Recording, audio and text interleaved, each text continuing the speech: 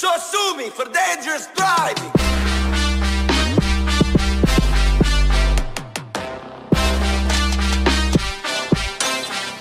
Come on, bitch. Yo les gars, vous allez bien? On se retrouve pour une toute nouvelle vidéo informative aujourd'hui, à savoir les nouvelles choses qui vont paraître très prochainement, donc le mardi 21 sur GTA Online. Donc comme d'habitude, grâce à Yann, on a pu avoir un petit tweet qui nous éclaire maintenant un peu plus, à savoir les nouveautés qui arrivent très prochainement sur GTA Online. Donc je vous mets le tweet à l'écran avec un petit screen et il sera également aussi présent en description. Je parle bien évidemment du Twitter de Yann, c'est très important, il faut toujours citer la source, d'où vient justement ton information, et je pense que maintenant avec le temps, je l'ai tellement répété et justement partager ces informations en vidéo, on peut bien évidemment faire confiance à Yann, surtout que il ne s'est jamais trompé à chaque fois qu'il a annoncé quelque chose.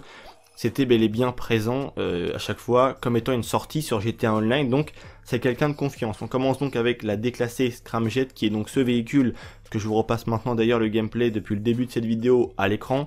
Donc il vaudra au prix fort, si je puis dire, à l'achat 4 628 400 $, et ouais, ça fait quand même vraiment, si je puis dire, excusez-moi, mais vraiment très mal au cul.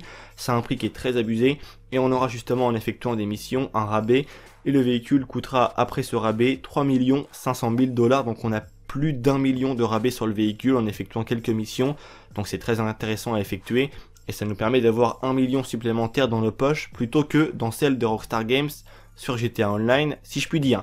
Alors ensuite on a un mode adversaire pack de chasse, je ne sais absolument pas de quoi il s'agit, certainement un truc en lien avec les armes, peut-être des nouvelles tenues, je ne sais trop quoi, bref, mais je pense que c'est un rapport avec les armes, bien évidemment, reste à voir ce que ça va être, mais très honnêtement je suis incapable de vous éclairer sur la deuxième nouveauté de cette semaine, donc du 21, n'hésitez pas, si vous le savez vous, justement à le communiquer en commentaire. J'ai fait quelques recherches par rapport à un pack de chasse, mais à chaque fois je tombe généralement sur des choses en lien avec le mode solo et la chasse.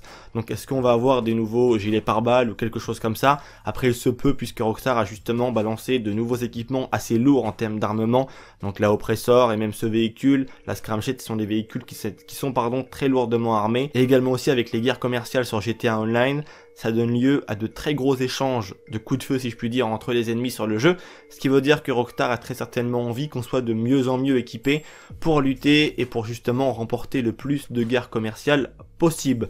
Donc c'est tout pour cette très courte liste des nouveautés sur GTA Online, et en même temps il n'y a plus de DJ ajouté aux boîtes de nuit, donc automatiquement ça réduit un peu la liste des nouveautés. Il nous restera après la Scramjet justement le Canis Rickroller, qui est ce véhicule arrivé sur le jeu. Et pour finir, on verra bien peut-être avec le Menacer. Rockstar a décidé de sortir la Scramjet maintenant et non pas de la laisser vraiment, entre guillemets, le meilleur, si je puis dire, pour la fin.